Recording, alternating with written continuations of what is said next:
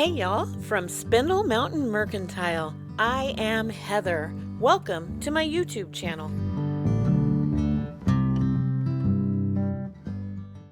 Hey everyone, I just wanted to pop on here in all my glory. I haven't, done myself up today, but be assured, usually I look a lot different than this. True story, my first grandchild, when she went to pick out my grandma name, she wanted to call me Supermodel. I said, honey, you can't do that. If you get lost at the mall and I go to security to find you and I say, yeah, I'm Zoe's supermodel and I'm here to pick her up, honey, they're going to throw me in jail. They're going to be like, no, you aren't. So I'm Nanny. My name is Nanny. Anyway, I just wanted to tell you that the reason I'm a hot mess, I'm joining my friend, Sabrina, at Sabrina's Craft Nanigans. She calls herself the Hot Mess Express, and I'm like her caboose today. So last night I went to bed and I was watching some videos and I saw Sabrina was joining this collab and I thought, man, I want to get in on that collab. So this morning I woke up and started making stuff for the 5 under 5 Easter 2-tier tray collab. And I started making stuff and filming it. And then we both had physical therapy. So we left. I met a customer, took her the wrong stuff, but then she went to my shop and bought 3 things instead of 1 thing. So I didn't plan it that way. And she will use the stuff. So it wasn't in vain.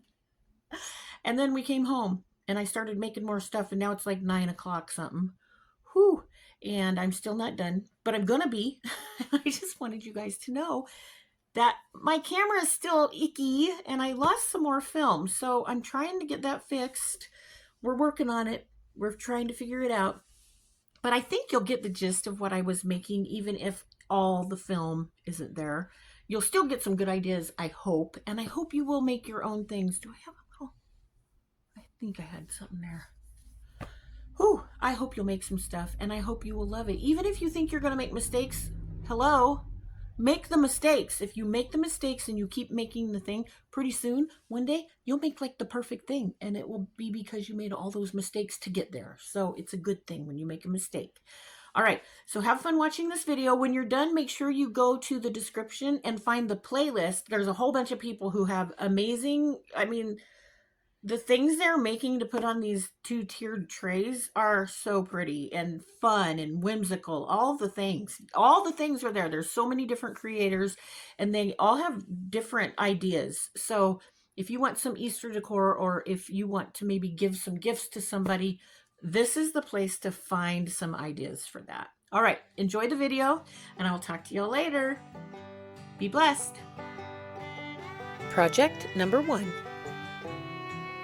So I don't know what this thing is, but it reminds me of like a miniature wreath easel that you would see at the cemetery. I don't know. It's like for coroner Barbie or funeral home Barbie, maybe. I don't know. Anyway, I also found this little frame, and I'm going to paint the frame with this Rust-Oleum hammered copper brass something color, and then I'll top it with Apothecary from Debbie's DIY.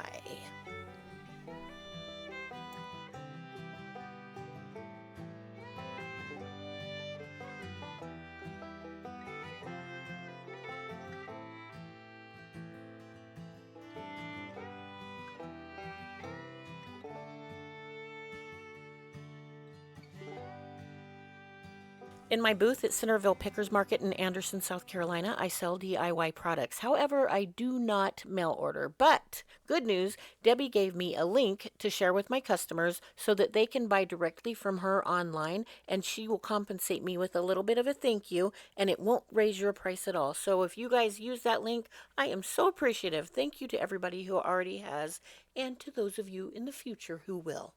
We're going to wet distress this. So wet distressing is when you rub off the paint and whatever is underneath it is what shows, and that's why I wanted to have that copper or bronze, whatever color it is. This is a super easy technique. You just use a wrung out wet towel or a wet wipe and you start wiping off the paint. If you wipe off too much, that's okay. You can just go back and add some more paint and do it again.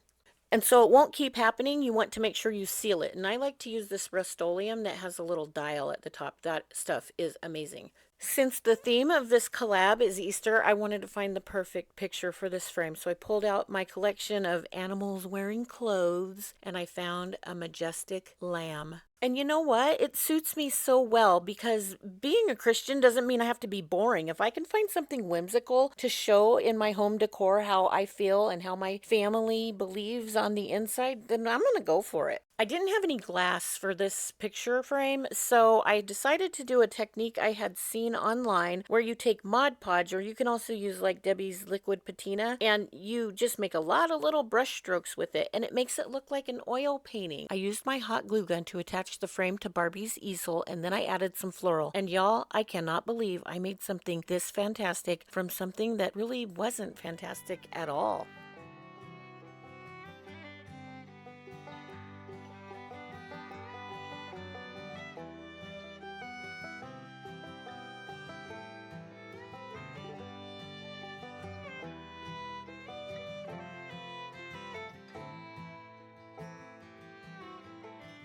I love miniatures and I wanted to add this Bible, but I wasn't sure how to add it to the easel or any of the other projects I made, so I just did it individually. It's just a little mini Bible that has a few verses from every book in the Bible, and I used some twine to open it up to John 3:16.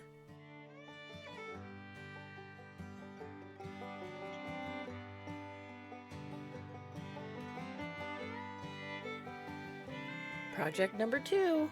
I'm kind of an Easter purist, but I can make an exception for a good bunny, and this right here is what we call a good bunny. I found that bunny in my stash, and I took it out and gave it a good coat of that hammered whatever color it is, and I did not let it dry all the way. When it was still tacky, I added a coat of crinoline. And the reason I didn't wait for the spray paint to dry is because if you put the other coat on top of that, when it does dry, it becomes crackly. And I did a video on this. It's called my Hillbilly Chippy paint method, and I will leave a link for that in the description.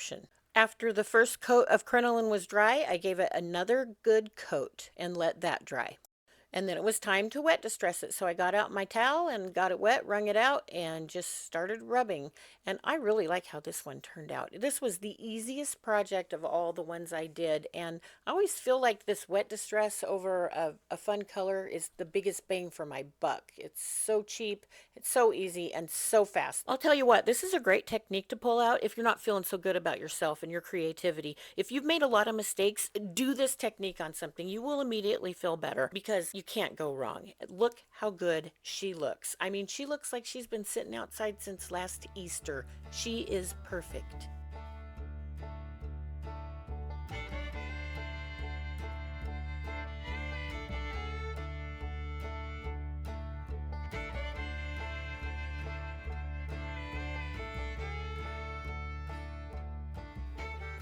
Project number 3. In my best haul ever video, you might see me pulling out all these little teacups and saucers, and this is one of them. I think I got 5 or 6 of this particular set. It came with its own little stand. So of course I'm painting the stand with my very favorite color from Debbie's DIY called Apothecary, and I'm giving it 2 good coats.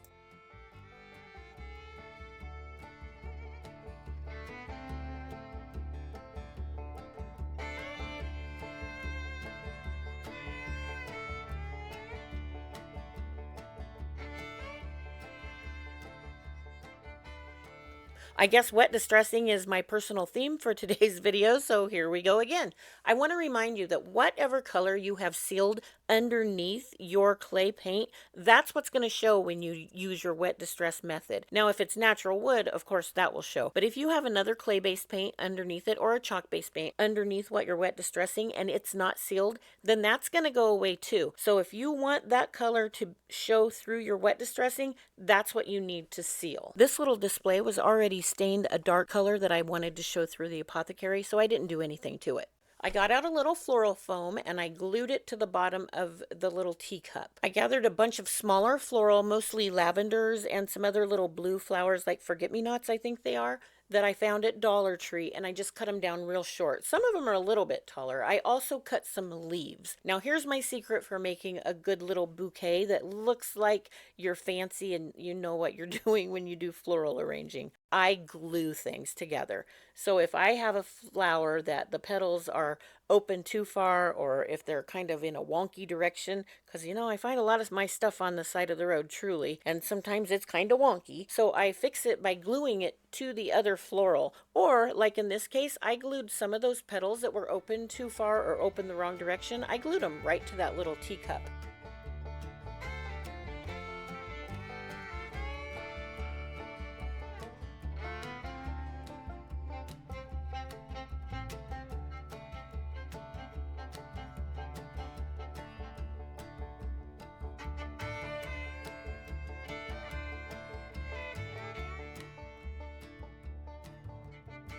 I'm not trying to brag, but I really like how this turned out. I think it looks like a professional did it. I don't think anybody would ever know that little old me did it with the glue gun. I mean, of course, if they watch my YouTube videos, they would know, but who's going to watch? I mean, okay, so I advertise it and I put tags on my stuff at my shop that says, watch my YouTube videos. Okay, people are going to know, but you know what? It still looks good.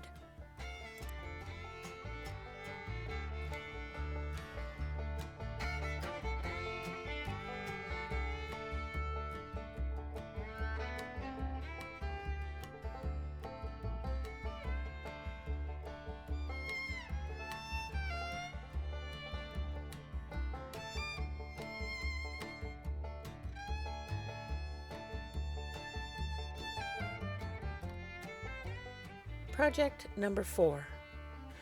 Last year for a project I had in my booth, my mama made me a whole bunch of bunnies from cutter quilts, and she cut them so that they looked like little chocolate bunny shapes. This one was the smallest one I had left, and I thought it would fit perfect on one of those two-tiered trays. So its ear was kind of floppy, so I took some pipe cleaner. I had to glue it to this paintbrush handle to get it up in there to make the ear stand up straight. But if you have some kind of stuffed animal that has a floppy part, you don't want to be too floppy, or you want to shape it a little bit, you can use pipe cleaner or a heavier wire, and then you can bend it to the shape that you want. Pinterest has a ton of patterns like this you can find and use. If you can't sew or you don't have a machine, that's okay. You can use a glue gun or fabric glue. You just cut out a pattern that you want and you put it on the cutter quilt, cut around it. You cut another piece of plain fabric, and then between those, you put some batting or some scraps, whatever you have, and then you just sew or glue around the edges. So it needed a little scarf to cover up that hole, and I wanted to use a piece of drop cloth. Well, I didn't even turn this drop cloth over to see what was on the other side, so I was surprised right now, and I'm like, oh, that's from a project I did last winter when I made drop cloth Christmas trees. I will leave a link for that video as well, and you can see what I did with that. Because one side's not frayed, I'm going to tuck it under right here, and it takes so long to fray. You guys, I'm telling you, people fray things and it makes them look super messy, but it takes forever. So if you buy a flannel shirt that somebody frayed, it took them like a day and a half and it cost $120. You know what it reminds me of? It reminds me of back in the 80s when I was in high school and it took me an hour and 48 minutes to get my hair to look perfect. It took me so long to make it perfect. Now I'm pushing 60 and it takes me an hour and 48 minutes to get my hair to look messy. I mean, it's literally called a messy bun, and it takes me so long to get it to look that way. And if I went to the salon, it would probably take them like a day and a half and cost me $120. Well, this guy turned out perfect, and it only took me about 10 minutes, and he was free. He's kind of floppy, so I covered a little wooden egg with IOD transfers and glued it to him, and now he stands up nice and tall.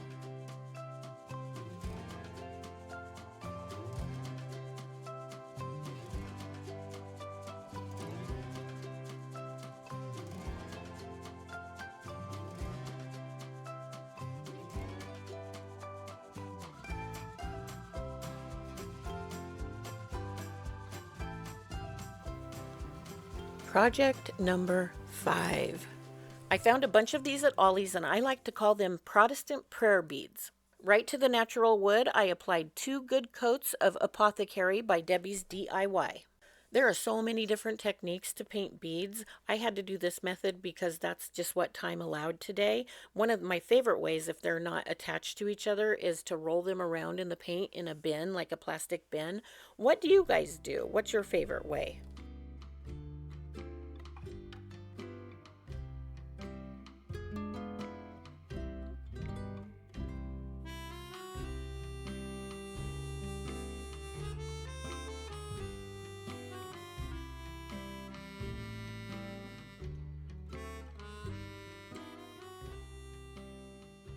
For this little tag, I'm adding transfers from Iron Orchid Designs' new spring book called Wild Bloom. It doesn't look like it's spelled like Wild Bloom. It looks like it's spelled like Wild Blauman or Wild Bloman. So if you say it wrong, don't feel bad. I give you permission. This book has a ton of little flowers in it. Some of them are single stem flowers and some of them have lots of different florals, but they're fun to take and add together to make a bouquet. There's also lots of little butterflies. I took one that had lots of little flowers on it and I laid that down first, and then I worked my way up and added other flowers that had single stems, and I did that on both sides.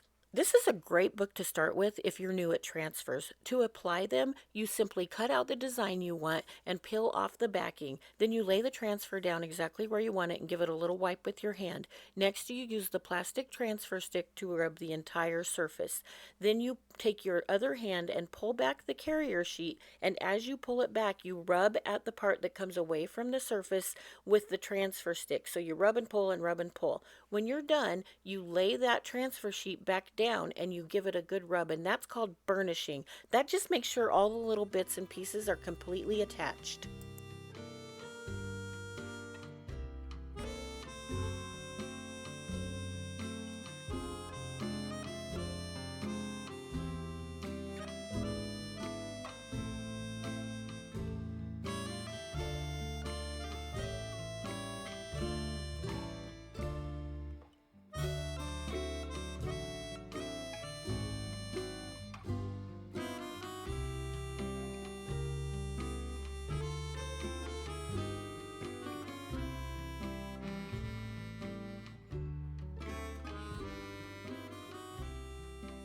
Don't forget you have to seal this because that paint is water soluble. I buy my sealer at Amazon and I will leave a link to it in the description. It's so much easier to use spray on beads. And here are our finished Protestant prayer beads. Now these beads don't have a specific prayer that goes with them.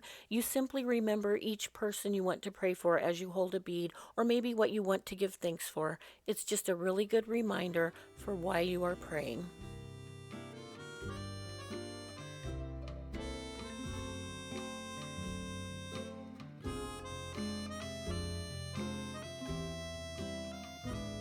And now for our bonus project.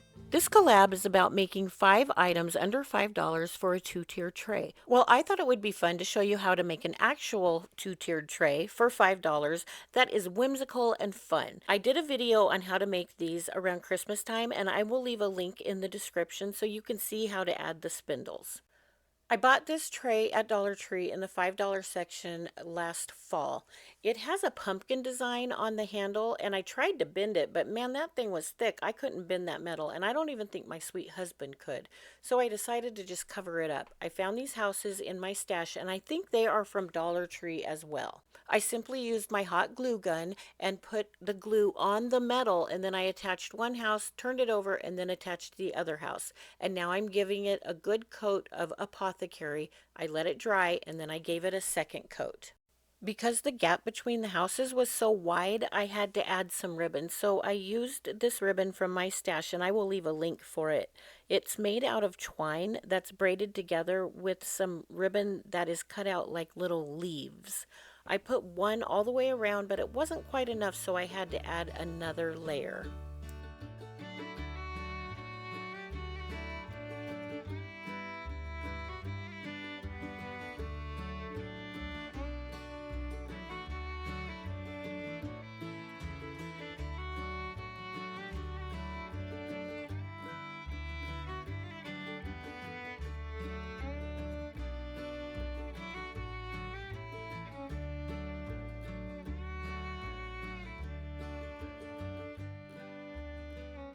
I had a 2-tier spindle tray left over from Christmas and it had been damaged. So I just removed the spindles off of that to put them on this tray. Now they were kind of bright with the red and black and white, but it wasn't so much that it wouldn't look good shining through another color. So I went ahead and added a coat of apothecary over that and let it dry. Next I got out my wet wrung out towel and I started wet distressing. Because I didn't want too much of those colors to shine through, I went kind of light on it. I mostly did around the edges and then just a couple of spots where it's a bigger flat spot. I mostly wanted to look like it was naturally worn.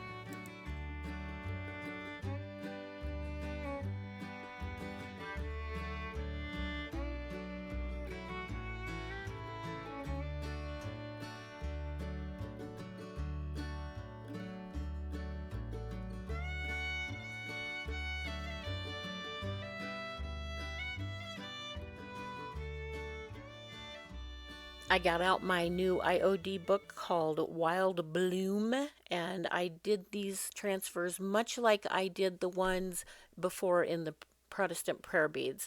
Now, on the first side, I messed up, and it was where the house had been painted before, and for some reason the paint didn't dry all the way or something. So there's, when I burnish it, see that space in the middle? Well, that's okay because I'm just going to put more flowers over it, because that's what you do with the wild bloom. You layer the flowers and make bouquets.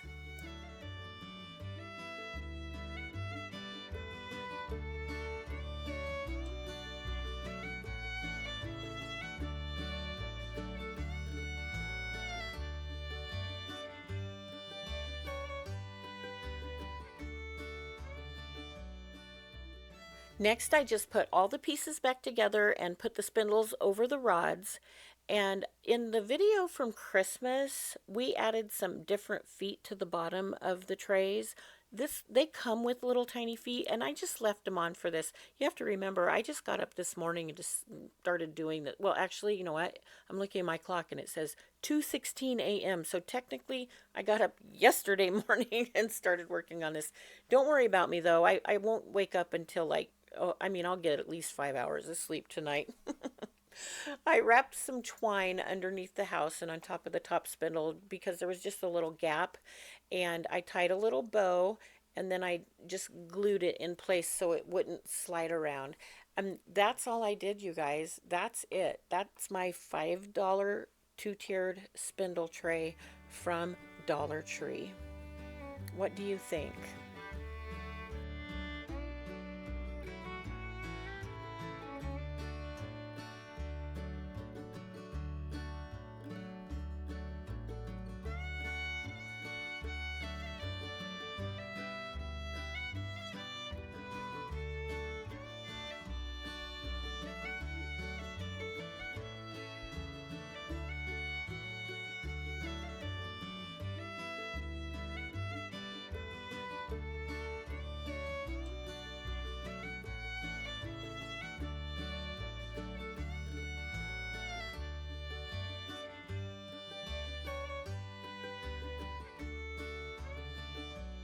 So, do y'all have a favorite this time? I just don't think I do. I almost always do, but it seems like these were all made to be one item. I don't even know if I would separate these when I sell them in my shop. Maybe I should do a little area in my shop that has things you could put on a two-tiered tray. I've never had a two-tiered tray before in my house, but after making this, I think I'm going to go for it and do it. My husband was saying something about decorating for every season, and I think this would be a lot of fun to do that with. Let me know what you guys think. Don't forget to go and check out the playlist in the description. You guys, I saw pictures. I haven't watched their videos yet, but the pictures blew me away. I mean, they are so talented and creative. I hope y'all know how grateful I am you are here. I feel like I have made some real friends. I know I have made some real friends. Some of you I've met in real life, and it's been really neat to develop these new friendships, whether they're in real life or online. At the end of my videos, I always tell you I hope you have a wonderful week until you see me again, and I hope you are blessed. Well, I hope that you guys are as blessed as you have blessed me, and have a wonderful week. Bye.